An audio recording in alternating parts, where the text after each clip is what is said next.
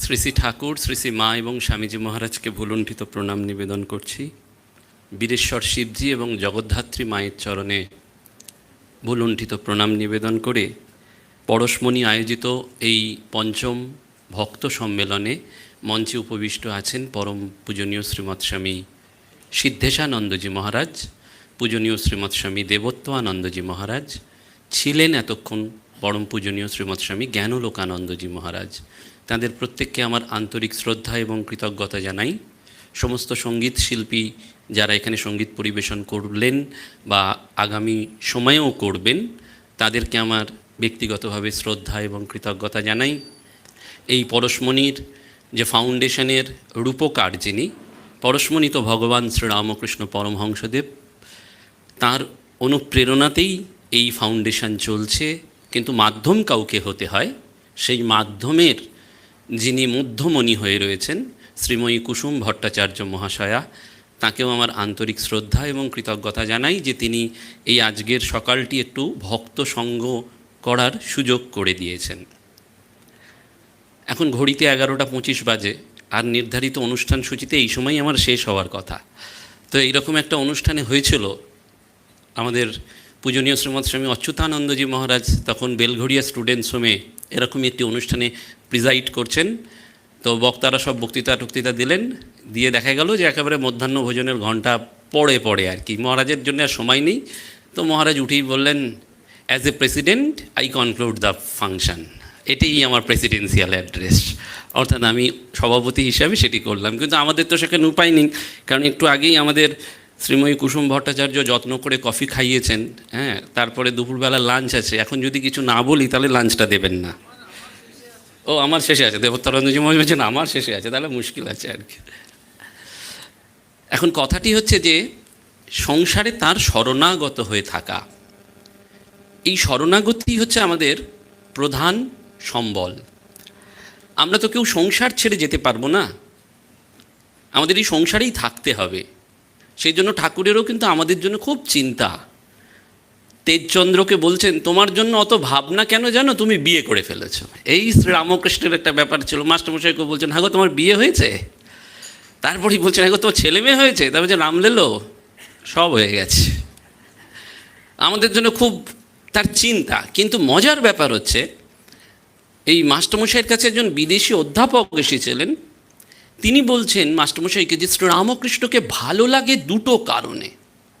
বলছেন, কি দুটি কারণ? বলছেন, প্রথম, Sri Ramakrishna always speaks rationally. Sri Ramakrishna যা বলেছেন সব যুক্তিসম্মত কথা। এমন কিছু পাবেন না শ্রীরামকৃষ্ণ কথামৃতই বলুন বা এই রামকৃষ্ণ বিবেকানন্দ যে লিটারেচারে ঠাকুরের কথা, মূলত মায়ের কথা, স্বামীজির কথা, ইমপ্র্যাকটিক্যাল কিছু বলেননি, অযৌক্তিক কিছু বলেননি। অলওয়েজ স্পিক্স র্যাশনালি, সবসময় যুক্তি নির্ভর কথা বলেছেন।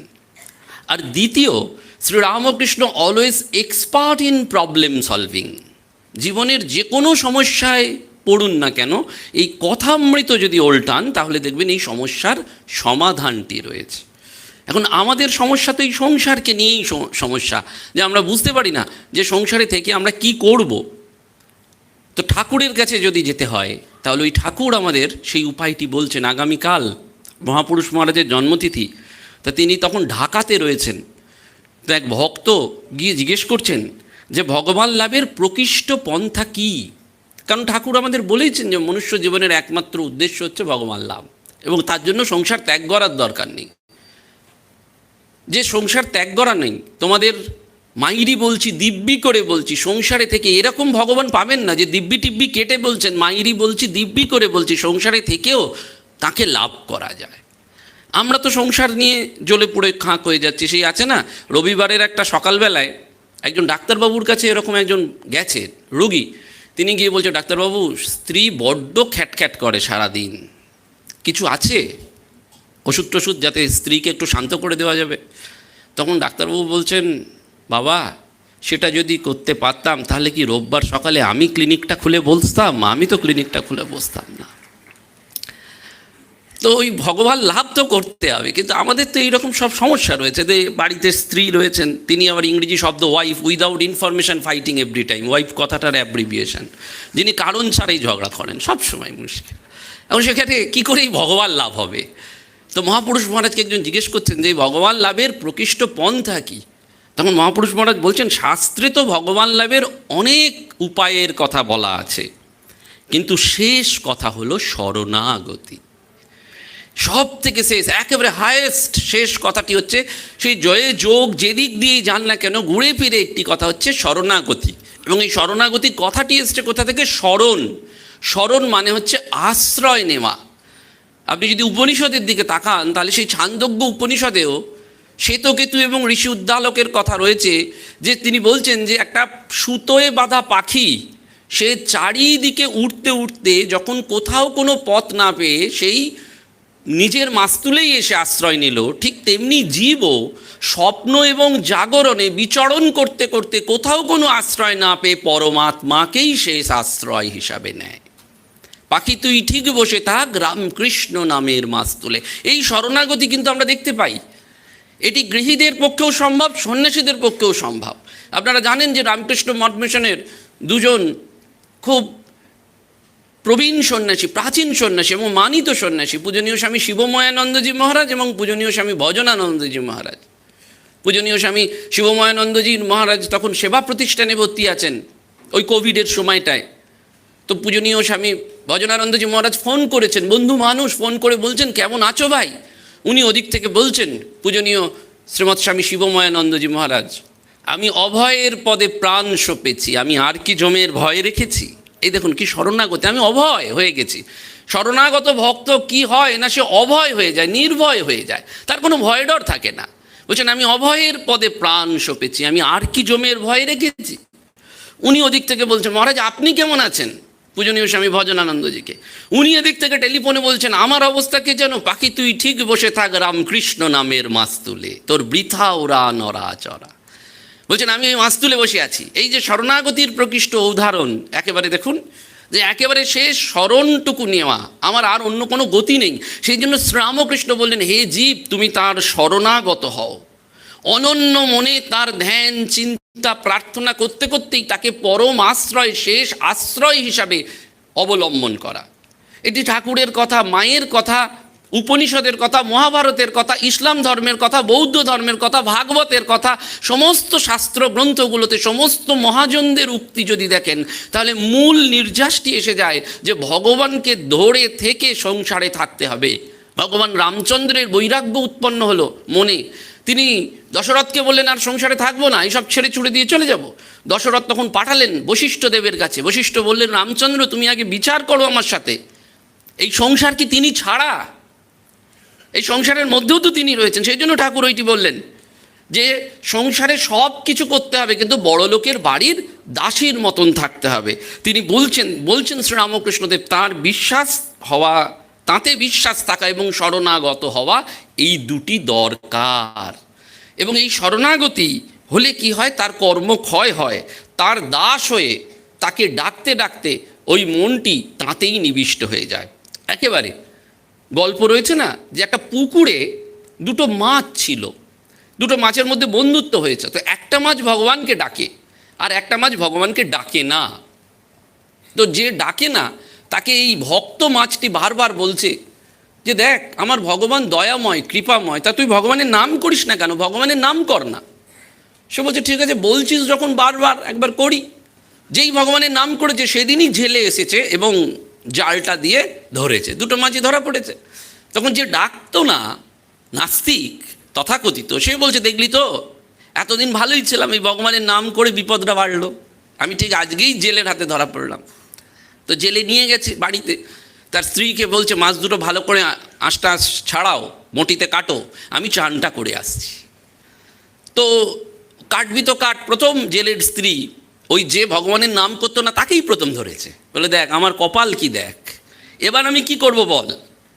তখন ও বলছে, দেখ তুই যখন ধরা পড়েছিস আর সামনে মৃত্যু, আমি এখনও বলবো ভগবানের নাম কর, ভগবানের নাম করলে তিনি কৃপা করবেন। বলছে, এখনও বলছিস নাম করতেই, করে এত বিপদ হলো তাও বলছিস।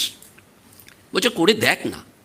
তো জেলে গিয়েছিল স্নান করতে, ওখানে ওই জমিদার যে রাজা, সে ঢেঁড়া পিটিয়ে দিয়েছে যে যদি দুটো মাছ কেউ এই মুহূর্তে আমাকে জ্যান্ত উপহার দিতে পারে তাহলে তাকে আমি রাজত্ব দেবো।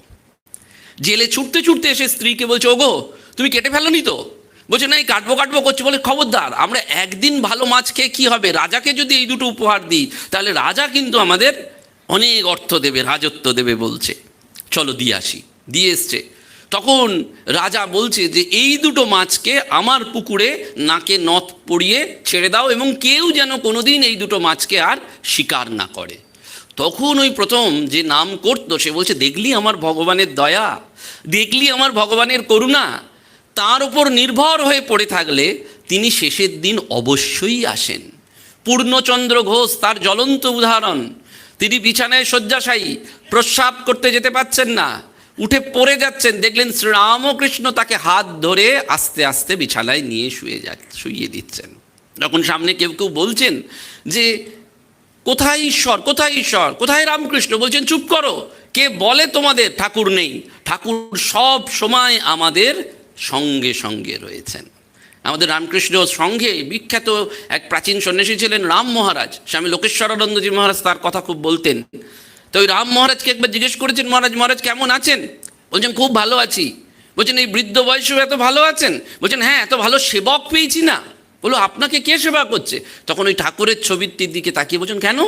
এই যে তিনি সর্বদা আমার সেবা করছেন বলেই তিনি ওই অক্ষয় সেনের গানটি গাইলেন, আমি সাধে কি আর রামকৃষ্ণ ভজি, বুঝতে নারী ভেবে মরি, সে ভজে না আমি ভজি। আমি ঠাকুরকে দেখি না, ঠাকুর আমাকে সবসময় দেখছেন। এইটি একেবারে শরণাগতির শেষ কথা। সেই জন্য ওই অনেক গল্প রয়েছে, ঠাকুর বারবার বলছেন এই শরণাগতির মূল যে ধারা সেটি তিনটি। একটা হচ্ছে ইচ্ছালয়, একটা সমর্পণ এবং আরেকটি হচ্ছে না সিদ্ধান্ত নেওয়ার ক্ষমতা।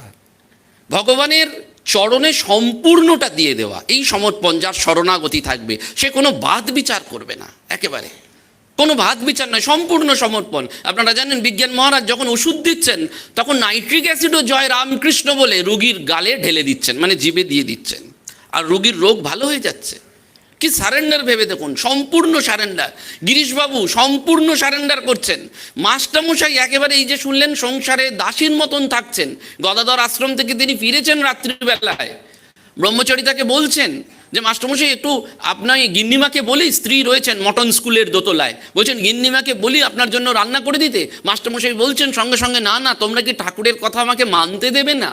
বলো কেন, ঠাকুর কি বলেছিলেন? মানে ঠাকুর ওই যে বলেছিলেন সংসারে থাকবে বড় লোকের বাড়ির দাসীর মতন। বাড়ির দাসী যদি রাত্রিবেলায় বাড়িতে ফেরে তার জন্য কে মনিব রান্না করে? একেবারে আক্ষরিক অর্থে ঠাকুর যা বলছেন সেটাকে জীবনে প্রয়োগ করা। আমরা এটা বারবার বলি, সেজন্য লাটু মহারাজ বারবার বলছেন তোমরা বলো মুখে ঈশ্বর নির্ভরতার কথা, কিন্তু একদিন দুদিন তাকে ডেকে যেই কোনো সাড়া পাও না অমনি নিজের বুদ্ধি চালাও। বলছেন এই নির্ভরতাটা কোথায়? তোমার হাজারো ক্ষতি হোক তবুও আমি তাঁর ইচ্ছা ছাড়া, তাঁর আদেশ ছাড়া কোনো কাজ করব না। আমাদের বাবুরাম মহারাজ পূর্ববঙ্গে যাবেন, তো ঠাকুরের ঘরে গেছেন প্রার্থনা করতে যে যাব কি যাব না, সব অনুমতি নিতে হয়, অনুমতি নিতে যান। এখনও সঙ্গে অনেক প্রাচীন সন্ন্যাসীরা একেবারে মাকে যাওয়ার সময় বলে আসেন বেরোনোর আগে, মা যাচ্ছি, আবার ফিরে এসে সব স্টেটমেন্ট দেন, মা এখানে এই হলো, এই হলো, এই খাওয়ালো, এই দেখো এই জিনিস দিয়েছে, ওই দিয়েছে, আবার ফিরে এসছি। সম্পূর্ণ যেন মা নিজের লোক, আপনার লোক। ওই যে ঠাকুর বলছেন আপনার সম্পর্ক পাতাতে হয় ভগবানের সাথে, একটা নিজের সম্পর্ক, আত্মিক সম্পর্ক। ভগবান তো ওই ওপরের দূরে নয়, ভগবান আছেন আমার কাছে।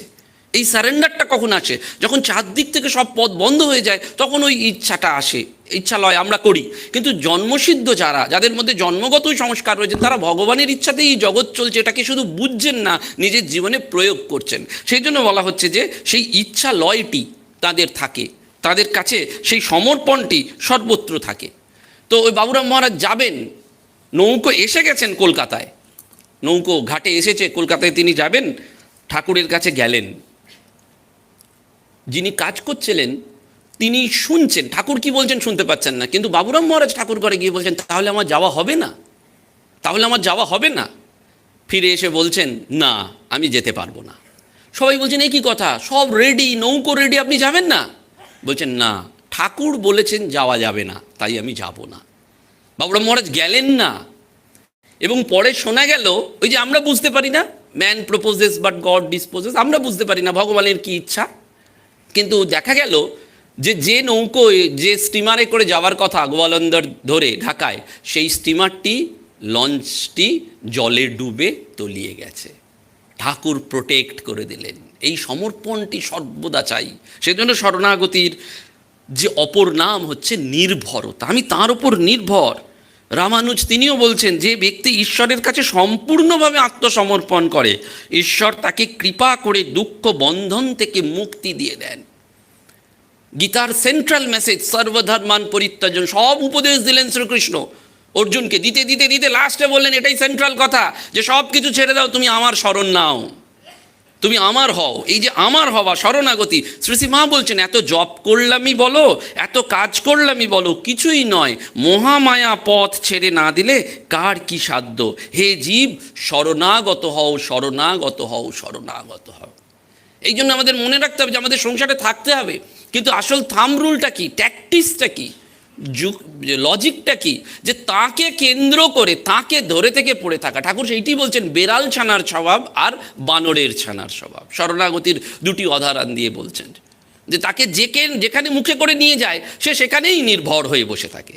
এই যে নির্ভরতা, একেবারে সম্পূর্ণ নির্ভরতা, এটি আপনারা জানেন সেই কাহিনী, যে একজন হরিণী একটি বনের মধ্যে দিয়ে যাচ্ছে, সন্তান সম্ভবা হরিণী।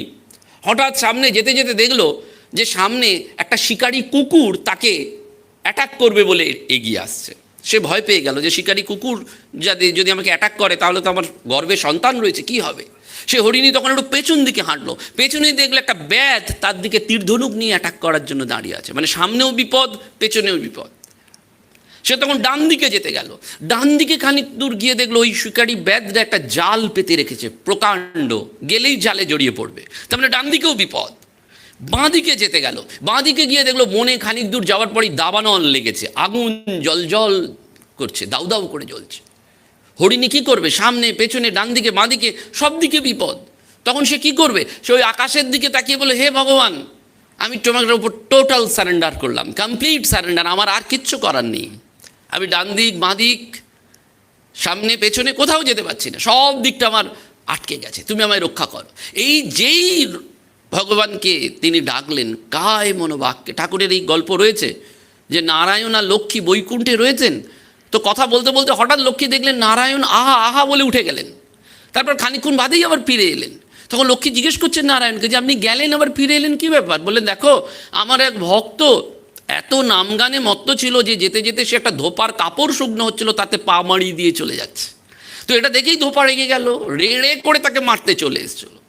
তা আমার ভক্তকে মারছে, আমাকে প্রোটেক্ট করতে হবে না, আমি তাই এগিয়ে গেলাম, কিন্তু দেখলাম ও নিজেকে রক্ষা করতে সমর্থ। ও তখন ওই রাস্তা থেকে একটা ইঁট তুলেছে ওই ধোপার উদ্দেশ্যে প্রক্ষেপ করবার জন্য। ও যদি নিজেকে রক্ষা করতে সমর্থ হয় তাহলে আর আমার যাওয়ার দরকার নেই, তাই ফিরে এলাম। হরিবম করে বৃষ্টি হলো, বনের দাবানলটা নিভে গেল, এবং ওই মেঘ হওয়ার আগে, বাজ পড়ার আগে হাওয়া উঠলো ঝোড়ো, তাতে ওই শিকারী কুকুরের, এই শিকারীর যে ধনুর্বাণ ছিল লক্ষ্যভেদ, সেটা হলো, এত ধুলো উঠলো যে সে তীর থেকে ধনুক বেরিয়ে গেল, এবং ওই জাল যেটা পাতা ছিল সেটা উড়ে চলে গেল। চারদিকে সমস্যা ছিল, ব্লকেজ, কিন্তু ভগবান একবার কৃপা করলেন, দয়া করলেন, যেহেতু সে সবটা ছেড়ে, সেই জন্য বলছে সবকুছ ছোড়ো তো সবকুছ পাওবে, সব কিছু ছাড়ো, আর ইউ রেডি। সেটি লাটু মহারাজ বলছেন, স্বামীজি নিজে বলছেন, তাঁতে মন লাগিয়ে থাকলে সব হবে। আমরা অনেক সময় বুঝতে পারি না কোনটা ঠাকুরের ইচ্ছা, কোনটা আমার ইচ্ছা। এইটা আমাদের অনেক সময় গণ্ডগোল হয়ে যায়। এক বৈষ্ণব সাধককে জিজ্ঞেস করা হয়েছিল, তিনি বলছেন, দেখবে যে কাজে কম বাধা আসে সেটি ভগবানের ইচ্ছা বলে জানবে। কাজ করতে গেলে বাধা আসবে, কিন্তু আপনি করছেন বারবার পরিকল্পনা করে আর বারবার ভেস্তে যাচ্ছে, তাহলে বুঝতে হবে there is other planning of God. ভগবান অন্য কিছু প্ল্যান করে রেখেছেন, আমার সেখানে আর এগিয়ে যাওয়ার দরকার নেই। সেই জন্য বলা হয় বারবার যে এই ইচ্ছালয় বা নির্ভরতা, সমর্পণ এবং সিদ্ধান্ত বা কর্তব্য নিরূপণ করা, এইটি কিন্তু শরণাগতির তিনটি দিক।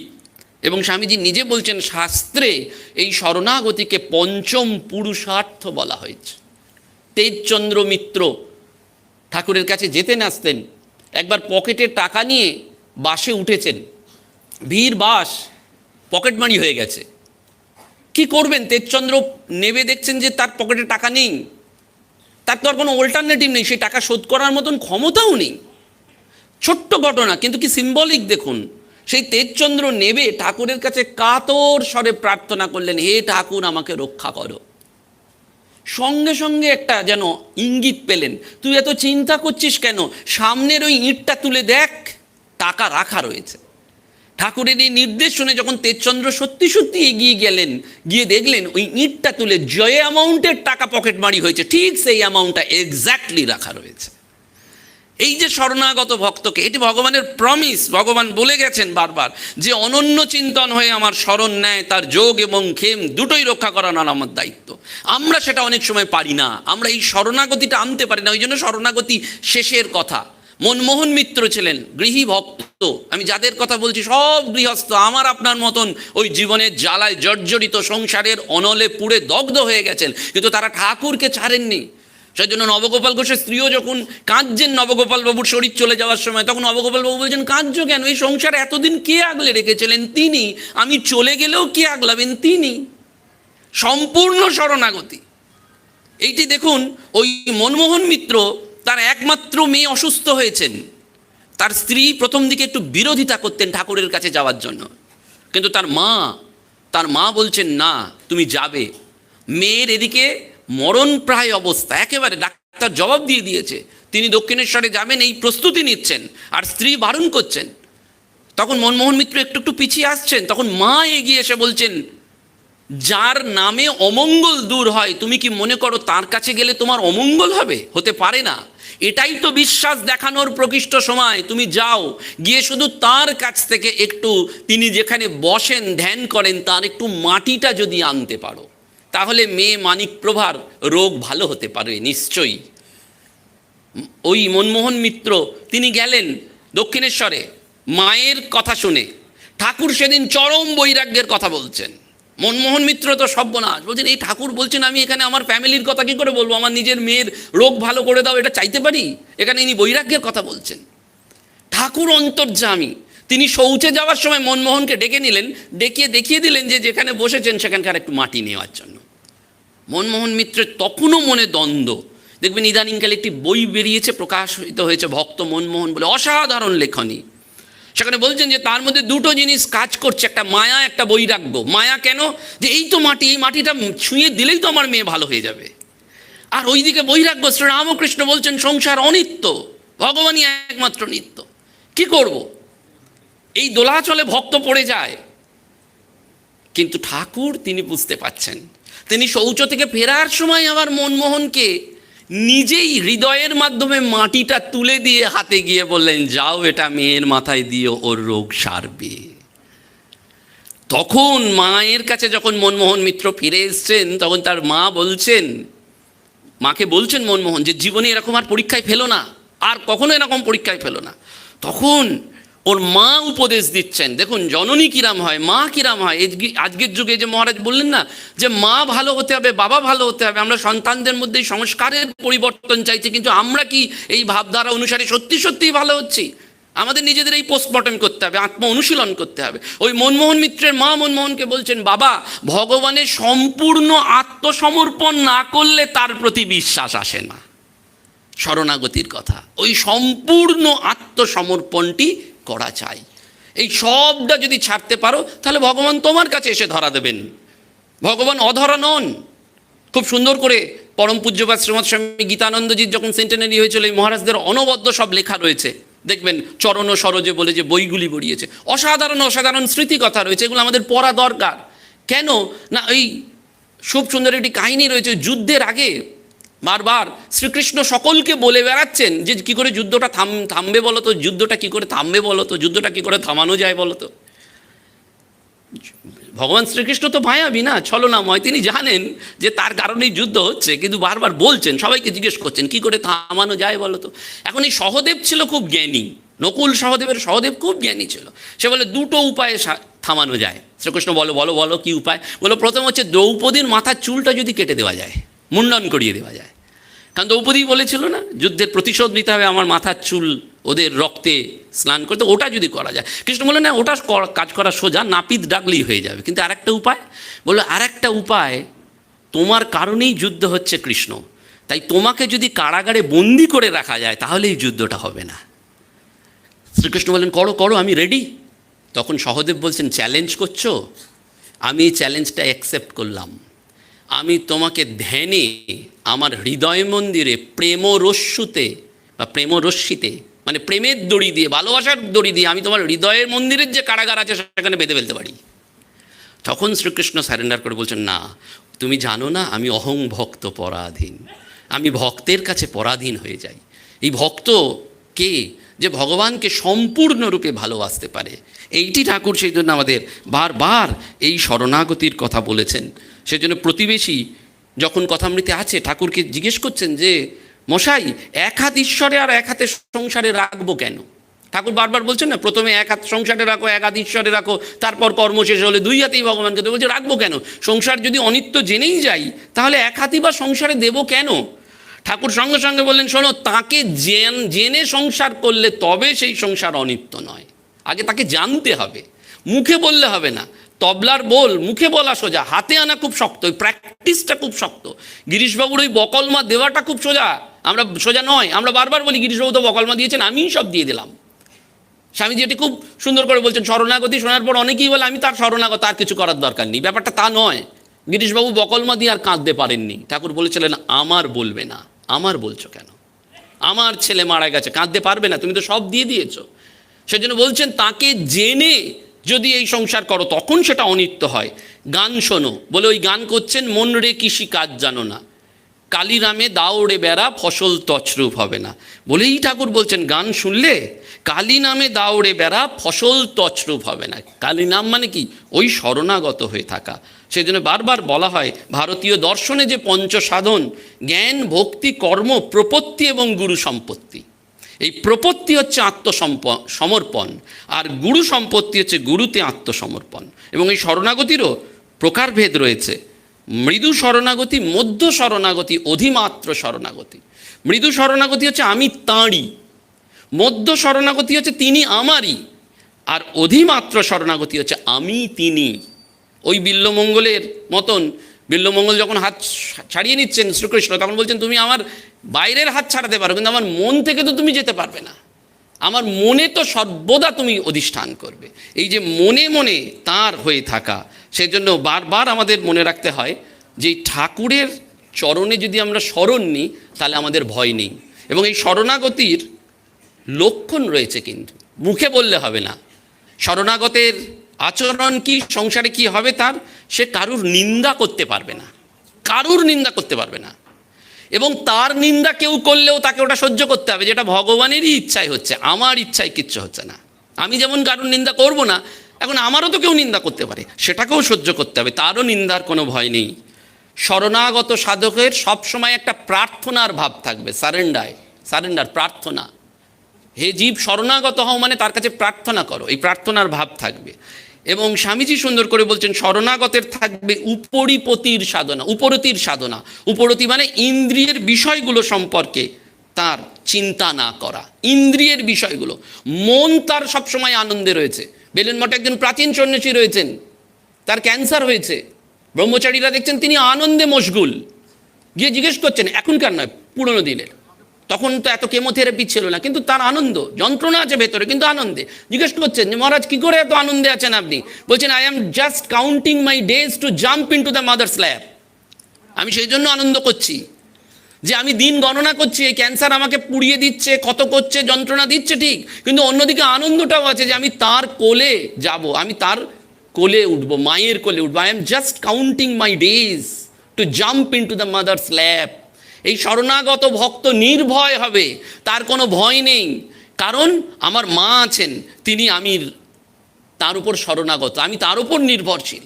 সেই জন্য ঠাকুর গিরিশ ঘোষকে বললেন যে আমি করব বলো কেন, বলবে ঈশ্বরের ইচ্ছা হয় তো করব।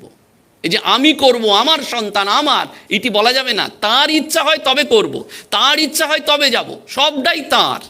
সেজন্য তুলসীদাস বলছেন তুম জৈসা রাম পর তুমসে তৈসা রাম, ডাইনে যাও তো ডাহিনে যায়, বামে যাও তো বাম। তুমি যেমন ভগবানের ওপর আছো, ভগবানও তো তোমার ওপর ডিপেন্ডেন্ট। ভগবান এরকম নন। আমরা শুধু ঠাকুরকে দেখতে যাই, ঠাকুরও আমাদের জন্য বেলুন মঠে বসে থাকেন। মহাপুরুষ মহারাজকে বললেন একদিন যে সাধুরা সকালবেলা মঙ্গল আরতিতে আসে না কেন, ওদের বল আমাকে আমার কাছে আসার জন্য, আমি তো ওদের দেখার জন্যও বসে থাকি। দেখবেন সকালবেলায় বিকালবেলায় যখন ঠাকুরের দরজাটা খোলে মন্দিরের, তখন আমরা যে শুধু তাকে দেখছি তা নয়, তিনিও আমাদের দেখার জন্য ওয়েট করে বসে আছেন এই ভাবটি নিয়ে। কারণ তিনি যে আমার নিজের লোক। বাড়িতে 8 পৌড়ে শাড়ি পরলে যেমন কমফর্ট হয়, ভগবানের নাম করলে যদি আনন্দই না হয়, ভগবানের নাম করলে যদি মনে সেই বল না থাকে, ভরসা না থাকে, তাহলে আমি ভগবানের কি হলাম? সেজন্য যখন ওই মথুরবাবু কোনো একটা জায়গায় যাবেন, জগদম্বা দাসীকে জিজ্ঞেস করছেন, জগদম্বা দাসীর একটু ডাউট হচ্ছে তার স্ত্রীর, তারপর বললেন বাবা যদি সঙ্গে থাকে তাহলে আর কোনো চিন্তা নেই। অর্থাৎ এই বাবা যদি আমাদের সঙ্গে থাকেন, মানে রামকৃষ্ণ যদি আমাদের সঙ্গে থাকেন, তাহলে আমরা কি সংসারে থাকি, কি সংসারের বাইরে থাকি, দ্যাট ডাজন্ট ম্যাটার। আমরা কোন অবস্থায় আছি সেটার থেকেও আমাদের মনটি কোন অবস্থায় রয়েছে এইটি শরণাগত। নইলে গল্পের মতন এরকম আছে না, যে মরার পর একজন গেছে ভগবানের কাছে, একজন ব্রাহ্মণও গেছে আর একজন ড্রাইভারও গেছে। তো ব্রাহ্মণকে ভগবান বলছেন যে তুই দড়ির খাটটা নিয়ে আর জমালয়ে চলে যা, আর ড্রাইভারকে বলছে তুই এই সোনার খাটটা নিয়ে আর স্বর্গে চলে যা। ব্রাহ্মণ খুব তীব্র প্রতিবাদ করেছে, বলছে এটা কি হলো, আমি সারা জীবন ভগবানের নাম করলাম, পুজো করলাম, চণ্ডীপাঠ করলাম, আমার বেলায় দড়ির খাট আর জমালয়, আর ওর বেলায় সোনার খাট আর স্বর্গ। ও ওই রাফ অ্যান্ড টাফ লাইফ করলো, মুখে কিছু খারাপ কথা বললো, হাতে বালা টালা পড়ে, ও ড্রাইভার, ওর এরকম উন্নতি হলো। তখন ভগবান বলছেন দেখ বাবা, তুই যেখানে পুজো করতিস, নাম করতিস, সব ভক্তরা ঘুমোতো, কেউ একটাও কথা শোনেনি। তো তুই যা কাজ করেছিস বাবা, তাতে সব ভক্ত আমার থেকে পালিয়ে গেছে। কিন্তু ও ড্রাইভার হতে পারে, ও যখন স্পিডে গাড়ি চালাতো না, রেকলেস ড্রাইভ করতো রাস্তা দিয়ে, হাই রোডে, তখন সব ভক্ত বসে বসে আমার চিন্তা করতো, হে ভগবান আমার প্রাণ বাঁচিয়ে দাও, হে ভগবান যেন অ্যাক্সিডেন্ট না হয়। তো যেমন কাজ করেছো আমার কাছে চলে এসছে, আর তুই এমন কাজ করেছিস দূরে চলে গেছিস। এই যুগে ওই কর্মটার থেকেও মনটি, ভগবান ভাবগ্রাহী জনার্দন, ভাবেন লভতে সর্বং ভাবেন দেব দর্শনম। ভাবটি কি, আমি খাই দাই আর মজা লুটি, আমার মা আছেন আর আমার কোনো চিন্তা নেই, আমার ঠাকুর আছেন, সর্ব অবস্থাতেই তার উপর নির্ভরশীল, সব অবস্থায়। স্বামী জ্যোতিষ্বরানন্দজি মহারাজের বড় দিদি বেলুর মঠে এসছেন, তিনি অত জানেন না মহারাজের সাধু নাম, তিনি মহারাজকে তার নিজের ওই ডাকনামেই জানেন। এবার বেলুর মঠে তখন একে ওকে জিজ্ঞেস করছেন, কেউ আর বলতে পারছেন না। শেষে কি করবেন, ঠাকুরের কাছে গিয়ে বললেন, ঠাকুর আমার দাদাকে একবার দেখিয়ে দাও, আমি যে অনেক দূর থেকে এসেছি দাদাকে দেখবো বলে। তিনি অত জানেন না, সম্পূর্ণ শরণাগতি নিয়ে ভগবানকে প্রার্থনা করছেন। যখন প্রার্থনা করছেন, দেখলেন ঠিক সেই সময়তেই জ্যোতিষ্বরানন্দজি মহারাজ এসে ঠাকুরকে প্রণাম করছেন, বলে ওই তো ঠাকুর আমার দাদাকে দেখতে পেয়েছি। এই যে ভাবটি সম্পূর্ণরূপে তাকে দিয়ে দেওয়া, এইটি হচ্ছে সংসারে থেকে তার সাধন, ওই সংসারে থেকে তার শরণাগত হয়ে থাকা। আমাদের জন্য খুব বড় ইন্সপিরেশন রসিক ম্যাথর, ঝাড়ুদার তিনি দক্ষিণেশ্বরে, রোজ দেখছেন কত লোক এসে ঠাকুরের কৃপা পাচ্ছেন। ধরলে বসলেন একদিন, বাবা আমার কিছু হবে না, এই বললেন না, শুধু বললেন না, কিন্তু ওইখানে বর্ণনা রয়েছে, ঠাকুর ওই কথাটি যখন শুনলেন, পায়ে ধরলেন, তার চোখের দুগণ্ড দিয়ে জল পড়ছে শ্রীরামকৃষ্ণের ওই চরণ যুগলে, তিনি পদধৌত করে দিচ্ছেন তার চোখের জলে, আর অন্তরের সমস্ত মলিনতা, যত কালিমা, সব ধুয়ে মুছে সাফ হয়ে যাচ্ছে। শ্রীরামকৃষ্ণ শুনেই অর্ধবাহ্য দশায় বললেন, হবে হবে শেষের সময়। ঠিক শেষের সময় ঠাকুর ওই যে কথা দিয়েছেন, যখন তার অন্তিমকাল অবস্থান, তখন তিনি বললেন, বাবা এসেছে, তোমরা আমাকে তুলসী তলায় নিয়ে চলো, আমায় ভোলোনি তাহলে তুমি, শেষের দিনে সেজন বিনে তিনি আসবেন। তিনি যে কান খোরকে, তিনি পিঁপড়ের পায়ের নুপুরের ধ্বনি শুনতে পান, তিনি তোমার আমার প্রার্থনা শুনবেন না, শুনবেন। শুধু আমাদের এই প্রার্থনায় যেন সম্পূর্ণ নিঃস্বার্থপরতা থাকে, নিষ্কাম থাকে, আমাদের কর্মে, চিন্তায়, বাক্যে, সব ক্ষেত্রে যেন আমরা বারবার এটি অনুভব করি, তিনি আছেন, তিনি থাকবেন। সেই জন্য ঠাকুর বলেন, হে জীব তুমি শরণাগত হও, তার উপর বিশ্বাস রাখো। এই সংসারে থাকতে গেলে এই সব থাকবে, কাম, ক্রোধ, লোভ, মায়াম, ঝগড়া ঝাঁটি, অশান্তি, কিন্তু আসলটি তোমায় বলে গেলাম, এই সংসারের কৌশল যোগটি তোমায় শিখিয়ে দিয়ে গেলাম। সংসারে থাকবে, কিন্তু তাকে ধরে থেকে এই তার ওপর শরণাগত হলে আর কোনো ভয় নেই। শেষ করব একটি ঘটনা বলে, ওই এখন তো খুব প্লেনের গণ্ডগোল কয়েকদিন চলছে, তো এইরকমই একবার একটি প্লেনে চড়ে যাচ্ছেন কয়েকজন যাত্রী, কিছু দূর যাওয়ার পরেই পাইলট অ্যানাউন্স করলেন যে প্লেন এখন একটা ওয়েদার ডিজাস্টারের মধ্যে পড়বে, আপনারা সবাই সিট বেল্টটা ভালো করে বেঁধে নিন। তো সবাই খুব টান টান হয়ে উত্তেজনা নিয়ে সিট বেল্ট বেঁধে ফেললো, ভগবানকে যে যার মতন প্রার্থনা করছে যে এই বোধহয় কী হবে না হবে। তো ওই ফ্লাইটে একটা বাচ্চা ছেলে ছিল, সে কিন্তু ওই সিট বেল্ট বাঁধেনি, সে এদিক ওদিক ঘুরছে, মাঝে মধ্যে কাউকে কাউকে জিজ্ঞেস করছে কোথায় যাবে, কতদূর থেকে এসছো, ইত্যাদি ইত্যাদি। সবাই একটু বিরক্ত হচ্ছে, কিন্তু বাচ্চা তো। আলটিমেটলি প্লেন সেফলি ল্যান্ড করেছে। সবাই যখন লাগেজ নিচ্ছে ট্রলিতে, তখনও ওই বাচ্চাটি ওই রকমই চরম চঞ্চলতা নিয়ে ঘুরছে। তখন সবার খুব কিউরিওসিটি, বলছে এই শোন, বলছে কি বলো, বলছে আরে যখন পাইলট বললো তুই শুনেছিলি তো, বলে হ্যাঁ, ওই তো বেল্ট বাঁধতে বললো, সবাইকে খুব সাবধানে বসতে বললো। বলে তা তুই কেন এরকম করছিলি, ছটফট করছিলি কেন, তুই বসলি না, বেল্ট বাঁধলি না, এদিক ওদিক ঘুরছিলি কেন, এরকম করছিলি? তখন সেই বাচ্চা ছেলেটা হেসে বলল, তোমরা তো জানতে না, কিন্তু আমি জানতাম এই প্লেনের পাইলট আমার বাবা, তাই সবাই সেফলি ল্যান্ড না করলেও বাবা আমাকে সেফলি ল্যান্ড করাবেই। আমার কোনো ভয় তাই ছিল না, কোনো চাঞ্চল্য তাই ছিল না। শ্রী রামকৃষ্ণ আমাদের কাছে সেই পাইলট, তিনি আমাদের সেফলি ল্যান্ড করিয়ে দেবেন। আমরা সংসারে থাকি না সংসারের বাইরে থাকি, দ্যাট ডাজন্ট ম্যাটার, বাট আমরা কি ভাব নিয়ে সংসারে থাকি, সেই জন্য তার শরণাগত হয়ে পড়ে থাকো, ওই বেড়াল ছানার মতন কিউ কিউ করতে থাকো। তুমি যেখানে থাকবে আমি সেখানে থাকবো, যে অবস্থায় থাকবে আমি সেই অবস্থাতেই থাকবো, কারণ তোমারই ইচ্ছা পূর্ণ হোক আমারই জীবন মাঝে। নমস্কার, ধন্যবাদ।